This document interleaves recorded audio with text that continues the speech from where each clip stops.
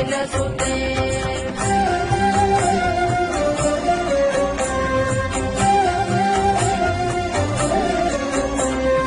मयि जगदम्ब कदम्बवनं प्रियवासिनि हासरते शिखरे शिरोमणि कुम्भ हिमालय शृङ्गनिजालय मध्यगते मधुमधुरे मधुकैडभभञ्जिनि रासरते जय जय हे महिषासुरमर्दिनि रम्यकपर्दिनि शैलसुते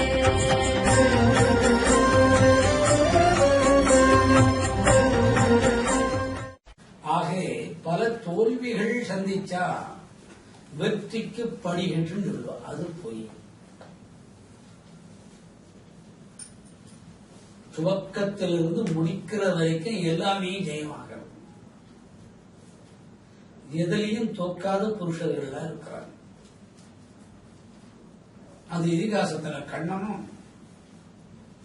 இதிகாசத்துல ராமரும். ஃப்ரம் த பிகினிங்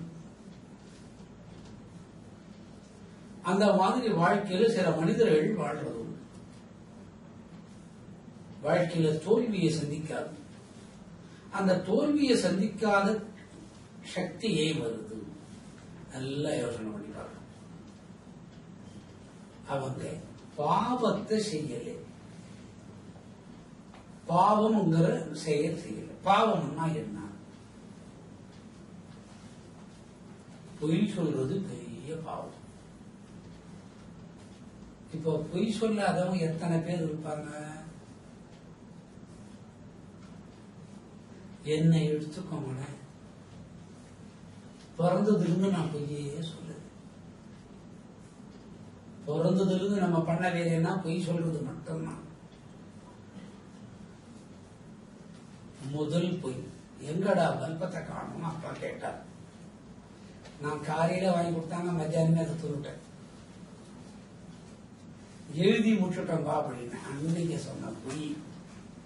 என்ன வரைக்கும் பொய் சொல்லுங்க. பல்பத்தை முழுசா துண்ணாச்சு. ஏண்டான்னு அடிச்சாங்க. நீ சாக்லேட் வாங்கி கொடுக்கலப்பா. அப்புறம் ஆஸ்பத்திரி எடுத்துட்டு போனாங்க. அந்த வாயில என்னமோ ஒரு கர்மத்தை வைப்பாங்க. இந்த குச்சி மாதிரி வச்சாங்க. கொஞ்ச நேரம் வச்சு பார்த்தேன். ஒரு கடி நட்டமட்டம் அடிச்சது கண்ணாடி போடுறது. அப்புறம் 2-3 கடி கடிச்சிட்டு இப்படி திருப்பி அவருக்குள்ள தூக்கிட்டேன். எங்கடான்னு நீ வைக்கவே இல்லையா? அவர் தான் வச்சார். அன்னைக்கு சொன்ன பொய் ஆரம்பம். இன்ன வரைக்கும் பொய் சொல்றோம். பொய் சொல்றது பாவம். என்னப்பா சிப்பு ஓடி இருக்குதுன்னா 50 நிமிஷம், அதுல 60 நிமிஷம், 45 நிமிஷத்திலேயே எடுத்துறது பொய். ஒரு சின்ன சின்ன விஷயத்துக்கெல்லாம் பொய் சொல்றோம். அந்த பொய்யால வர்றது பாவம். பொய் சொல்லாத இந்த காலத்தில் இருக்க முடியுமா? குடால தண்ணி வந்திருக்கும். 3 குடம் வரும். அது டெய்லி 8 குடம் வர்ற குடா தண்ணியா இருக்கும். 3 குடம் இந்த அம்மா புடிச்சுட்டு போயிட்டு இருப்பாங்க. மேல கொண்டு போய் வீட்டுல வச்சுட்டு இருப்பாங்க. ஏமா தண்ணி வந்ததா? தண்ணி வரவே இல்லையோ. எத்தனை குடம் மேல போயிருக்குது? இந்த மாதிரி சின்ன சின்ன பொய்கள் கூட பாவத்தை கொடுக்கும். அதுல பெரிய பொய் சின்னதா சொல்றவங்க லேடிஸ் தான். வீட்டுக்காரரு பணம் இல்லைன்னு அல்லாடி இருப்பார். அந்த வீட்டுக்காரன் பணத்தை திருடி திருடி திருடி திருடி சேர்த்து வச்சிருக்கோம். திடுமுன்னு அந்த பணத்தை கொண்டு வந்து கொடுத்து, நான் எங்க அம்மா வீட்டுல இருந்து வாங்கி வந்தேன், கொடுத்துட்டு வட்டி வேற கொடுக்கணும்னு கேட்கும். இந்த மாதிரி சின்ன சின்ன பொய்கள்லாம் பாவம். பொய் சொல்லாத இருக்கக்கூடிய கல்யாணியோட அருள் கிடைச்சா எப்பவுமே ஜெயம். ஹரிச்சந்திரன் கதையில இதுதாங்க பிரச்சனை. இத நல்லா கவனிங்க. பாபம் நிவர்த்தி. ஹரிச்சந்திரன் பொய் சொல்ல மாட்டேன்னுட்டார்.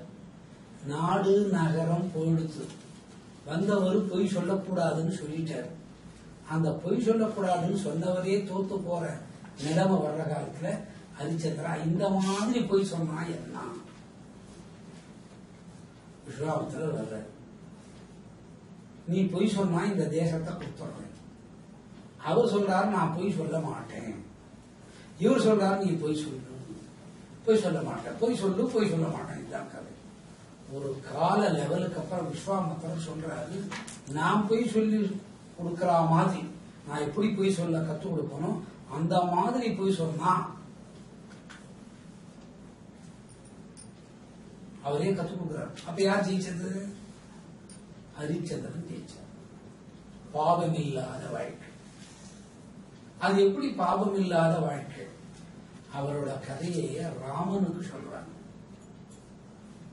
ராமன் இதிகாசத்துல வர்றதுக்கு காரணம் ஹரிச்சந்திரன் கதையை கேட்டார். பாவம் வராத நிலைகள் நித்திய கல்யாணியா இருந்து கொடுக்கக்கூடிய துர்க்கை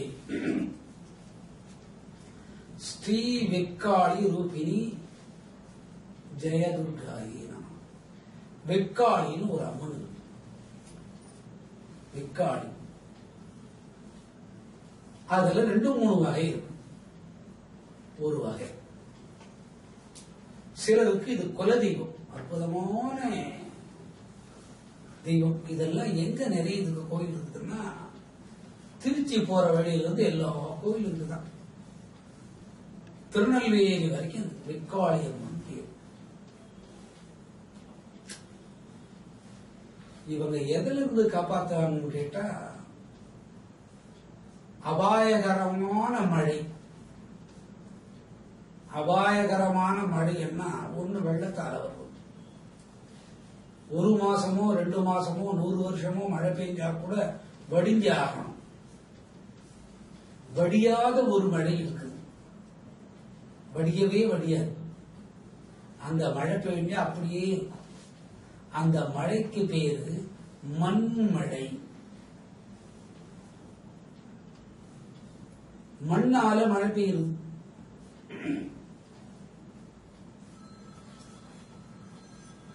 மண்ணால மழை பெய்தல்.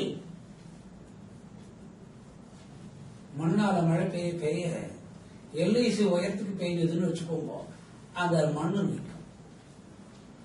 அந்த மாதிரி இயற்கைக்கு புறம்பான நிலைகள்ல வரக்கூடிய ஆபத்துகளை காப்பாத்துறவங்க வெக்காளி. அந்த ரூபத்தில் இருக்கிறாங்கன்னா அவங்க இவங்களுக்கு அடிமை. அந்த மாதிரி துன்பத்திலிருந்து காப்பாற்றக்கூடியவங்க இவங்க. அந்த மாதிரி துன்பத்திலிருந்து காப்பாற்றக்கூடியவங்க இவங்க.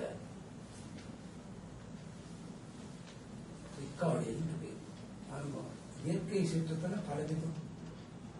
இன்னொன்னு திடீர்னு பூமி படந்து ஆயிரக்கணக்கான பேர் உள்ள போயிடும். இதுக்கு கோரத்தாண்டவம்னு பேர். திடீர்னு பூமி படந்து லட்சக்கணக்கான பேர் உள்ள போயிடும். உள்ள போறவொடனே கடல் நீர் மேல நின்று போகும். இந்த மாதிரி அகோரமான இயற்கை சீற்றங்கள்ல இருந்து காப்பாற்றக்கூடிய வெக்காளியோட பவரை வச்சுருக்கவங்க ஜெயதுர்கை. அப்ப இயற்கை சீற்றம் வர்றதுக்கு தடுப்பு உள்ளவங்க. இயற்கை சீற்றம் அது கோபம் வர்றது கூட ஒரு வகை, அதுல இருந்து காப்பாற்றக்கூடியவங்க. ஓம் ஸ்ரீ நவதுர்கா சுத்திரி ரூபிணி. 9 துர்க்கையிலே அழகா இருக்கக்கூடியவங்க. அழகான துர்க்கை, ரொம்ப அழகா இருப்பாங்க. அழகை எல்லாமே விரும்புறவங்க. அழகை யாருமே விரும்பாத இருக்க மாட்டாங்க. நான் அசிங்கமா இருப்பேன்னு யாராவது நினைப்பாங்களா? மூக்கு பெருசாகி ஒரு கண்ணு வெளியில வந்து ஒரு கண்ணு உள்ள இருந்து பாதி நெத்தி பொழந்து ஒரு காது நீட்டாகி ஒரு காது குள்ளமா இருக்கணும்னு வேண்டிட்டாங்களா? குரங்கு மாதிரி இருக்கிறது கூட போய் தாயே நான் அழகாகணும், 8 ஜென்மத்துக்கு அது அழகாகும், அது போய் வேண்டிப்போம். இப்ப அழக நம்ம எல்லாமே விரும்புறோம். அழகு எப்ப வரும்? பாவம் செய்யாத இருந்தா அழகு வரும். பாவம் செய்யாத மூஞ்செல்லாம் அழகா இருக்கும். இயற்கையான அழகோடு இருக்கு. அந்த அழகு வந்து சுந்தரமா இருக்கு. நிலவு வந்து பன்னீர் மாதிரி மழை பெஞ்சி அப்போ ஒரு இளம் தென்றல் காற்று வீசி அற்புதமான மனைவி வந்து எந்தாங்க பாவாசம், இந்த பாயாசத்தை குடிங்க, நமக்கு இன்னைக்கு கல்யாணமான நாள். அந்த சம்சாரம் அழகா வந்து அலங்காரமா நின்று இயற்கையான அழகா இருந்தா ஒரு மனசுக்கு எந்த சந்தோஷம் வருமோ அதுக்கு ஒரு சுந்தரி. அழகான தெய்வம். அந்த அழகுல மனம் மயங்கனா எல்லா விஷயத்திலையும் ஜெயதுர்க்கை. சுந்தரின்னா எப்பவுமே ஒரே மாதிரி வயதுடைய தோற்றத்தோட இருக்கிறது. எப்பவுமே ஒரே வயது மாதிரி தோற்றத்தில் இருக்கும். 80 வயசு பார்த்தா ஒரு 50 வயசு மாதிரி இருக்கும், 50 வயசு பார்த்தா ஒரு 25 வயசு மாதிரி இருக்கும். இது பேர் வந்து சுந்தரம் பேர். சுந்தரி, சௌந்தரி, நிரந்தரின்னு பேர் இருக்கு. சிலர் பாத்தீங்கன்னா 25 வயசு இருக்கான், ஒரு 45 வயசு தாத்தா மாதிரி இருப்பார். அவரோட சம்சாரம் கூட 8 அடி தொல்லிதான் வரும். ஏன்னா அது வீட்டுக்காரன்னு சொல்றதுக்கு அசிங்கமா இருக்கும். சிலது பாத்தீங்கன்னா வீட்டுக்காரர் அழகா இருப்பாரு, ஒரு பெரிய பீப்பாய் கூட நடந்து வர்றாங்க மாதிரி இருக்கும். அழகா இருந்தா பத்தாது, பீப்பாய் மாதிரி இருக்கக்கூடாது. ஸ்கிம்னு ஒரு வார்த்தை இருக்கு, அந்த மாதிரி ஸ்கிம்மா.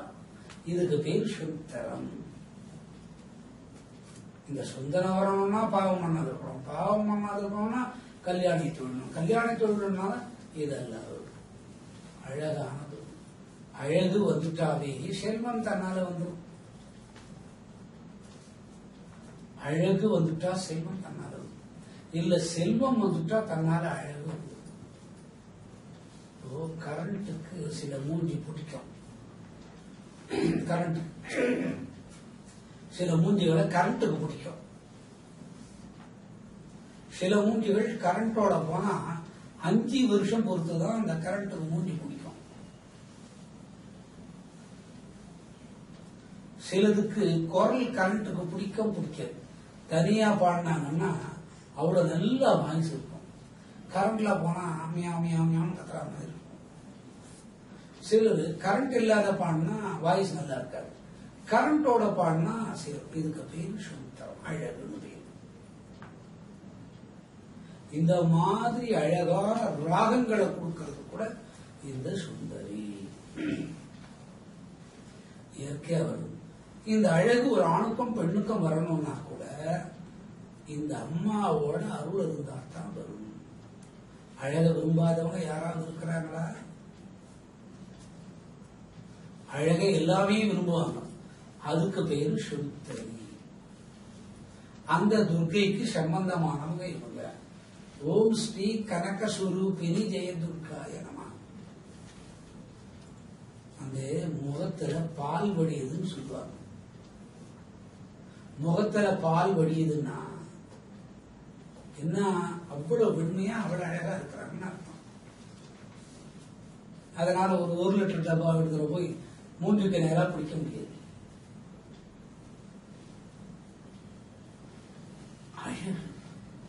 அவங்க முகத்தை பாரு, தங்கம் ஜொலிக்கிற மாதிரி ஜொலிக்கு.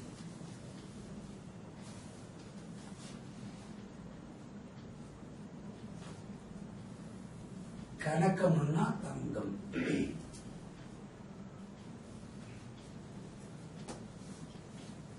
அந்த தங்கத்துக்குண்டான நிலைய மனசுக்கும் உடலுக்கும் ஐம்பூதத்துக்கும் அருளல்.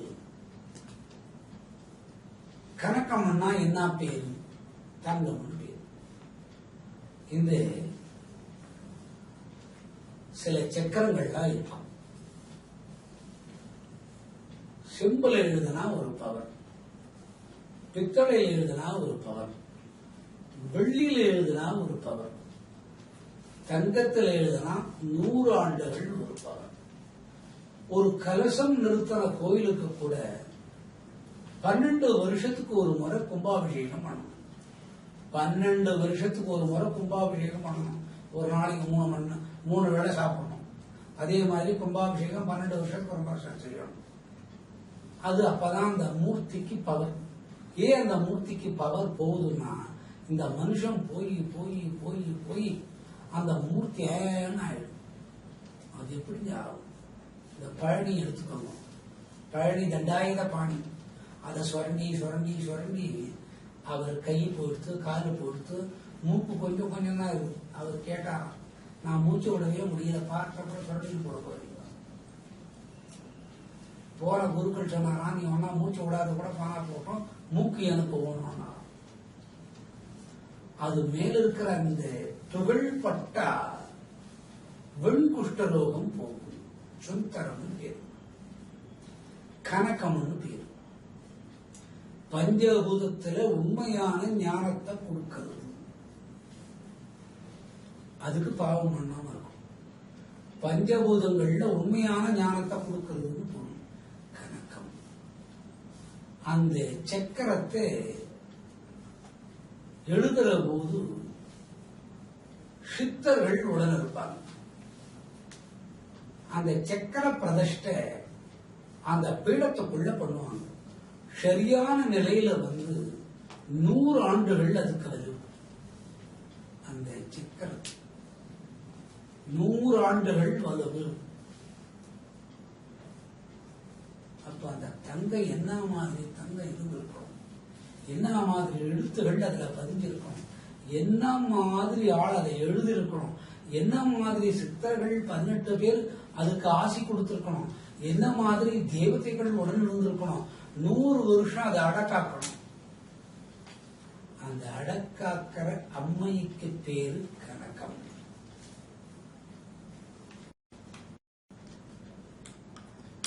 அந்த செயலை வெற்றிப்படுத்தக்கூடிய துர்கைன்னு பேர். ஸ்ரீ ஜெய சௌத்ரிய ரூபிணி ஜெய துர்காயம். அந்த சக்தி குறையாத மேல மேல மேல மேல மேல சௌந்தரியம்.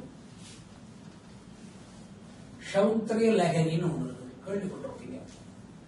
கனகதாரா ஸ்தோத்திரம்னு ஒண்ணு இருக்கு, கேள்விப்பட்டிருப்பீங்க. சஷ்டி கவசம்னு ஒண்ணு இருக்கு, கேள்விப்பட்டிருப்பீங்க.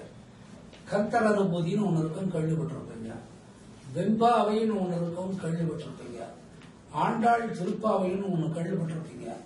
பகவத்கீதா சாரம்னு கேள்விப்பட்டிருப்பீங்க. இதெல்லாம் சௌந்தரியத்துக்கு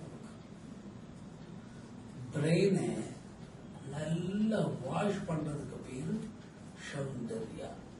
அதனால்தான் சௌந்தர்ய லகரி. பெரியவாள் அதை பண்ணிட்டு போயிருக்கிறா, சௌந்தர்ய லகரின்னு பேரு. அந்த லகரிங்கிற அக்ஷரம் இன்னைக்கு மனுஷனுக்கு உதவும். துன்பம் இருக்கிற வீட்டிலேயே சௌந்தர்ய லகரி படிச்சோம்னா அந்த துன்பமெல்லாம் போட அந்த சௌந்தர்ய லகரிக்குள்ள பீஜ அக்ஷரங்களாயிருக்கக்கூடிய தேவதை. இதெல்லாம் நமக்கு கவனம் இருக்காது. காலையில எழுந்துக்கச்சவே காலையில எழுந்து கண்ணை திறக்கிறதுக்கு முன்ன உள்ளங்கைய நன்னா தேய்ச்சிட்டு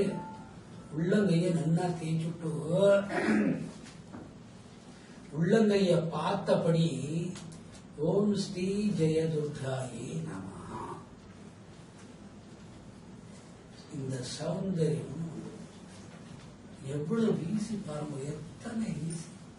ஒரு கஷ்டம் இல்லை. மலையா தூக்குறோம், மலை தூக்குறோம். ஜெயன்மான் மாதிரி ராமர் மாதிரி வனவாசமா போறோம். சீதா பிராட்டி மாதிரி 10 மாசம் குடிக்காதே இருந்து ஜெயன்மான் பார்த்தாராம், குடிக்காதே இந்த பொம்பளை எவ்வளவு அழகா இருக்கிறாளே, 10 மாசம் குளிக்கல, 1.5 நாள் குளிக்கலன்னாவே டன்னா அழுக்கு வரும் உடம்புல இருந்து. இதுக்கு பேர் சௌந்தர்யம். அந்த சௌந்தரியத்தை உண்டு பண்றது இந்த அம்மா. ஸ்ரீ அபிராமி ரூபிணி ஜெயதுர்காய நம.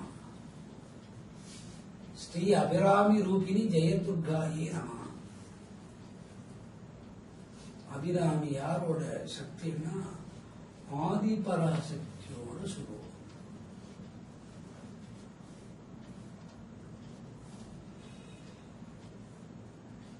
முடிஞ்ச இடத்துல தொடர்ந்து பாட்டு பாடுறதுக்கு அந்த அதிக பேர். அபிராமி அபிராமின்னா என்ன பொருள்? அந்தாதின்னு பொருள். அந்தாதின்னா என்ன? ஒரு இடத்துல துவங்கி முடிக்கிற போது மறு இடத்துல துவக்கிறதுக்கு பேர் அந்தாதின்னு பேர்.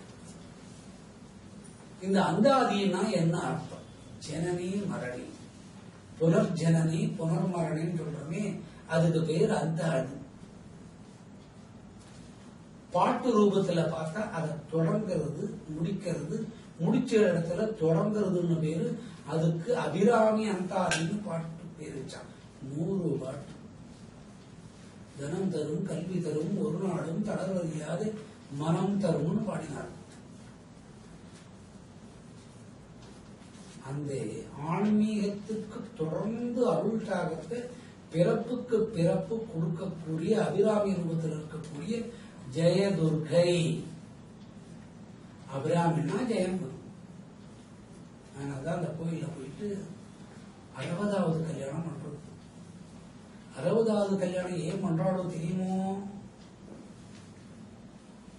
60வது கல்யாணம் பண்றது ஒரு தாற்பயம் இருக்கு. அபிராமி ரூபத்துல ஜெயதுர்கை இருந்து ஆணோட நரம்பு மண்டலத்துக்கு உஷ்ண வகை கொடுத்து சக்தி கொடுக்கிறார். ஏன்? அந்த காலத்துல கல்யாணம் பண்ணா பொண்ணுக்கு 7 வயசு, மாப்பிளைக்கு 25 வயசு. வானத்தை தொடர மாதிரி இருக்கும். 7 வயசுக்கு 25 வயசுக்கு சேருமா பாத்தீங்களா? அவருக்கு 30 வயசுல அந்த அம்மா வயசுக்கு வரும். இப்ப பொண்ணுக்கும் பையனுக்கும் ஒரே வயசு. கல்யாணம் உடனே வாடா இங்கேன்னு கூப்பிடு. அந்த பையன் தலை குனிஞ்சு அப்படியே கையை பிடிச்சிட்டு போறான். அப்போ 7 வயசு பொண்ணு 25 வயசு பையனுக்கு கல்யாணம். இது உங்களுக்கு கதை கேட்கிற மாதிரி இருக்கும், கதை இல்லை, நிஜம். இந்த பொண்ணு 30 வயசாகும் போது அந்த ஆணுக்கு என்ன வயசு இருக்கு பாருங்க. தாம்பத்தியத்தினால வரக்கூடிய சீர்கேடுகள், அதனால 60வது கல்யாணம் பண்ணாங்க. சின்ன வயசு பொண்ணா இருக்கும். அவருக்கு இந்த அம்மாவுக்குமே 10 வயசு 20 வயசு வித்தியாசம் இருக்குமுங்க. 10 வயசு வீட்டுக்காரனுக்கும் வீட்டுக்காரச்சுக்கும் வித்தியாசம் இருந்துதான் கல்யாணம் பண்ணும்.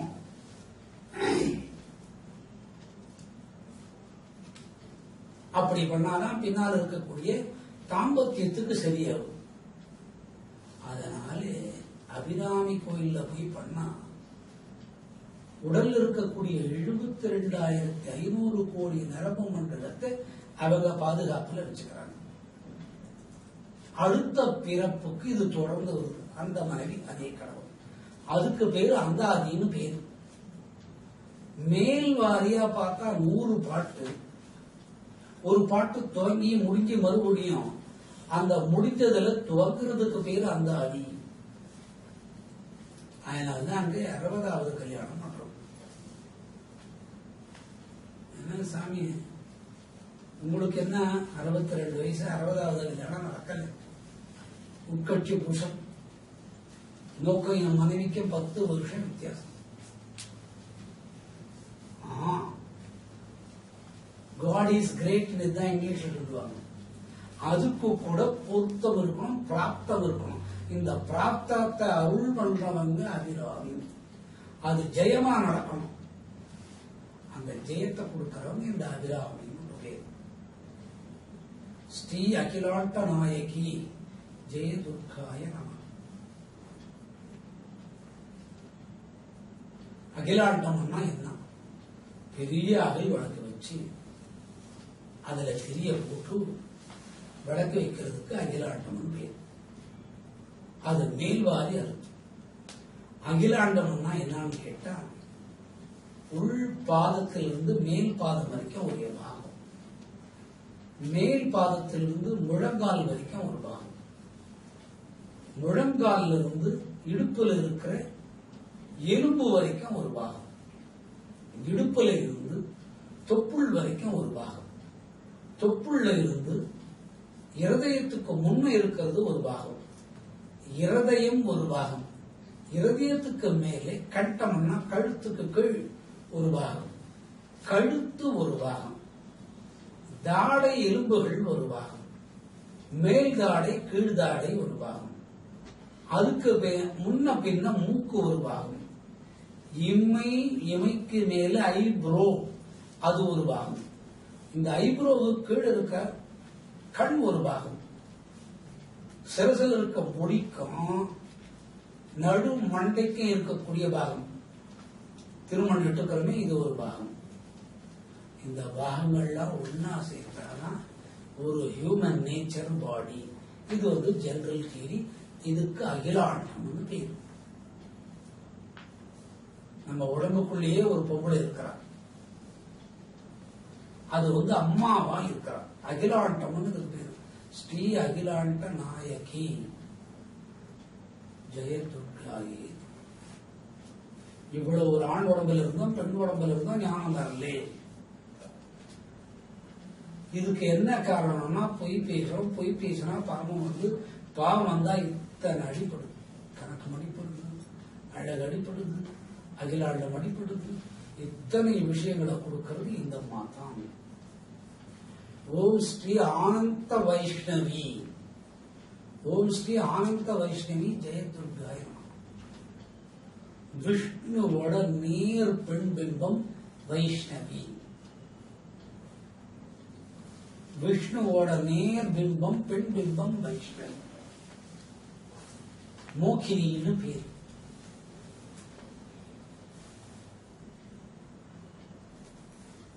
விஷ்ணுவை ஆணா பார்க்கறத விட மோகினி ரூபத்துல பார்த்தா சீக்கிரமா ஞானம் வரும். அதுக்கு வைஷ்ணவின்னு பேர். எப்படி ஞானம் வரும்னு கேட்டா, அவரு மோகினி அவதாரம் எடுக்கிறார். பால் கடல் கடைஞ்சாம உங்களுக்கு தெரியும், அமிர்தம் வருது, அதுவும் உங்களுக்கு தெரியும். இது அரக்கர்கள் சாப்பிடக்கூடாது, அதுவும் உங்களுக்கு தெரியும். தேவர்கள் ஏன் சாப்பிடணும், அதுவும் உங்களுக்கு தெரியும். இப்ப இத பாகம் பிரிச்சு கொடுக்கறாங்க, அதுவும் உங்களுக்கு தெரியும். இது விஷ்ணு தான் வரப்போறாருங்கிறது அதுவும் உங்களுக்கு தெரியும். பாருங்க, உங்களுக்கு தெரியாத ஒண்ணுமே இல்லை. அரக்கர்களை ஏமாத்தம். அப்ப மோகினி ரூபத்துல வர்ற நெஜ மோகினா தலையை விரிச்சு போட்டு வெள்ளை கலர் பூ வச்சுக்கிட்டு வெள்ளை ட்ரெஸ்ஸுகளை போட்டு அப்படின்னு வரும். அதுக்கு பேரு மோகினி. இப்பவே அதா மாதிரி இருக்கும், பயப்படாது. அதை நம்மளை பார்த்து ஓடும். இந்த மோகினி அற்புதமான கம்மலை போட்டு, அற்புதமான நெத்தி சுட்ட வச்சிருந்து, அற்புதமான ஜடையை பின்னி முன்னால விட்டு நடந்ததுக்கு பேரு வைஷ்ணவி. ஜடைய முன்னால விட்டு நடந்து வந்தாங்களாம். அப்போ அரக்கர்களுக்கு காட்சி கொடுத்தாங்களா, தேவர்களுக்கு காட்சி கொடுத்தாங்கன்னா அரக்கருக்கு தான் காட்சி கொடுத்தாங்க. அரக்க மனம் உள்ளவனை தன்பால் இழுக்கக்கூடிய அன்னைக்கு பேரு வைஷ்ணவி. முகத்தை கூட அரக்கர் பார்க்கல. எதை பார்த்தாங்க? அந்த முன்னால இட்ட கூந்தல், பின்னின கூந்தல் அழகு. எவ்வளவு நீட்டு இருந்து அந்த முன்னால கூந்தல் விட்டுட்டு நடந்து வந்தாங்கன்னா அந்த கீழ்பாகம் ஆடினதான். அந்த கீழ்பாகம் ஆடினதுக்கு எல்லாரும் ஆகிட்டாங்க. இந்த மாதிரி ஞானத்தை மோகத்தின் ரூபத்துல கொடுக்கிறவங்களுக்கு வைஷ்ணவின்னு பேரு. அது ஜெயதுர்கை. அந்த ரூபத்தில் இருக்கிறாங்க ஜெயதுர்கை. அந்த கண்ட்ரோல் மொத்தம் இவங்க கிட்ட இருக்குது, அதுதான் ஜெயதுர்கை. ஜெயதுர்கைன்னு பேரு. ஸ்ரீ அன்னபூர்ணி ஜெயதுர்காயனம். அன்னபூர்ணின்னா என்ன? நிறைய சோறு தொங்குறதுன்னு அர்த்தம் இல்லை. காலையிலிருந்து படுக்கிற வரைக்கும் நம்ம துணுட்டா இருப்போம். ஏதோ தூக்கத்துல அந்த வாய் மெல்லாது இருக்குது அதிர்ச்சியம். அந்த தூக்கம் ஆண்டவன் ஒண்ணு வைக்கலன்னா ராத்திரி கூட 4 பரோட்டா கறி குருமாவோட குருமையே கொடுப்பான். பக்கத்துல படுக்கிறவங்களுக்கு இந்த நாத்தமான ஆகும். அன்னபூரணி நல்லா கவனிங்க. பாவத்தை விலக்குவது.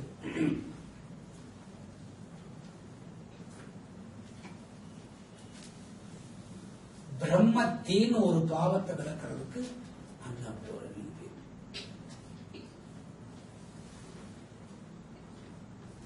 ஒருத்தர் வெட்டினா தலை அவர் கையில வந்து ஒட்டிடுது. அந்த தலைய கீழே தண்ணா வேலாகல். இந்த பாவம் பிரம்மத்தி பாவமா வந்துடுச்சு. அப்ப என்ன பண்ணலாம்னு கேட்டார். இத கேட்டுட்டே இருக்கும் போது அவருக்கு பைத்தியம் முடிச்சு. பைத்தியம் முடிச்ச உடனே ஓட ஆரம்பிக்கிறார். ஓட ஆரம்பிச்ச உடனே அவரோட தலையே மண்ட ஓட வருது. இப்ப தலையில்லாத ஒரு மனுஷன் குடுகுடு ஓடினா எப்படி இருக்கும்? தலையிருந்து ஓடினாவே தங்கப்பதக்கம் கிடைக்கிறது. தலையில்லாத ஓடினா ஒரு மனுஷன் எப்படி இருக்கும்? கபால வைரவம்னு அதுக்கு பேரு. அவரோட மண்ட ஓட்டிலேயே அவர் பிச்சு எடுத்தார். கபால வைரவர்னு பேரு. நம்ம மண்ட ஓட்டில நம்ம பிச்சு எடுக்க முடியுமா? உயிர் இருக்குமா? தலையில்லாத முண்டம் ஓடியாது. கபால வைரவர்னு பேரு. இது என்னமோ ஒரு ஆள் ஓடுறாரு, யாரோ என்னமோ தெரியல, குடுகுடுன்னு அவரு பின்னால விட்டு ஓடினார். ஏயா இந்த மாதிரி ஓடுறேன்னு ஒரு தலையை வெட்டினேன். அது கையில விட்டுன்றது. கையில விட்டுனா போகல. அதனால எனக்கு மனபேதம் வந்தது. மனபேதம் வந்ததுனால என் தலையே கபாலமா என் கை கொண்டுட்டு என்ன பண்றதுன்னு கேட்டால் ஒண்ணும் பண்ணாலே அங்க அம்மா ஒண்ணு இருக்குது, அது கிட்ட போய் பிச்சாந்தேகின்னு போடு கேளுன்னாங்க. அந்த அம்மா 2 நெல்மணி போட்டு. அதுக்கு பேரு அன்னபூரணி. அதை வீட்டுல வச்சு நம்ம தினம் ஒரு ஊதுவத்தி காட்டின்னு வந்தா சாப்பாட்டு குறையே வராது. பிரம்மத்தி கால பைரவரோட தோஷத்தை விலக்குதல்னு பேர். இது பேரு அன்னபூர்ணி. அதனோட பவர் யார்கிட்ட இருக்குதுன்னா ஜெயதுர்கை கிட்ட இருக்கு. ஓம் ஸ்ரீ அமிர்த ரூபிணி ஜெயதுர்காயே நம. அமிர்த ரூபிணி. உடல்ல ஞான மார்க்கம் வந்ததுன்னா பசி போயிடும். பசி போயிட்டோம்னா காத்தான் புசிக்கணும். காத்த புசிச்சா ரத்த ஓட்டம் சீராகும். ரத்த ஓட்டம் சீராச்சுன்னா எலும்புக்குள்ள டெபாசிட் ஆகும். எலும்புக்குள்ள டெபாசிட் ஆகிற ரத்தத்துக்கு பேரு மஜ்ஜை. இந்த கறி சாப்பிடுறவங்களுக்கு தெரியாது. ஒரே ஒரு கறி துண்டை வச்சுக்கிட்டு அந்த எலும்பை தொட்டு டொப்பு டொப்பு டொப்பு டொப்புன்னு தட்டுவாங்க. அசிங்கமா இருக்கும். அந்த உள்ள இருந்து வரக்கூடிய கொழுப்புக்கு பேரு மஜ்ஜை. அதுதான் அமிர்தமா உடல்ல மாறும். எப்படி அமிர்தமா மாறுதுன்னா அந்த தூய டெபாசிட் ஆன கட்டி ரத்தம். அதே ரத்தம் ரத்த குழாயில் அடிச்சுச்சுன்னா ஹார்ட் ஆபரேஷன். அது டெபாசிட் எலும்புக்குள்ளாகும். அது எவாபரேட் ஆகி அந்த இடத்துக்குள்ள காத்து பூந்துக்கும். காத்து பூந்துன்னா அந்த உடல் அமிர்தமயம் ஆயிடும். அமிர்தமயம் ஆயிடுச்சுன்னா அமெரிக்கா போகணும்னு நினைச்சா உடனே நம்ம அமெரிக்காவில் இருக்கலாம். ஃப்ளோட்டிங் கெப்பாசிட்டி பாடிக்கு வந்தோம். ஃப்ளோட்டிங் கெப்பாசிட்டி நேரா இப்ப அமெரிக்காவில இருந்து லண்டனுக்கு வரணும்னா வந்துடலாம். லண்டன்ல இருந்து துபாய்க்கு வந்தோம்னா துபாய்க்கு வந்துடலாம். துபாயிலேயே 4 பேரா இருக்கணும். 4 ஊரும் ஒரே மாதிரி இருக்கும். ஒரே டைம்ல வேற வேற இடத்துல இருக்கிறதுக்கு அமிர்தம் பேர். அது எங்க டெபாசிட் ஆகுதுன்னு கேட்டீங்கன்னா எலும்புக்குள்ள டெபாசிட் ஆகக்கூடிய ரத்தத்துக்கு மஜ்ஜைன்னு பேரு. அது காற்று ரூபம் மாற்றி அது காற்று உள்ள போய் ஃபில் ஆயிடுதுன்னா பாடி ஒரு குண்டூசி அளவுக்கு தான் வெயிட் இருக்கும். இப்ப குண்டூசி அளவுக்கு வெயிட் இருந்தா என்ன ஆகுது? காத்து அடிச்சா பரம். காத்துக்கு தான் அவ்வளவு வேகம். அந்த மாதிரி ஒரு அன்னை அமிர்த ஸ்வரூபிணி.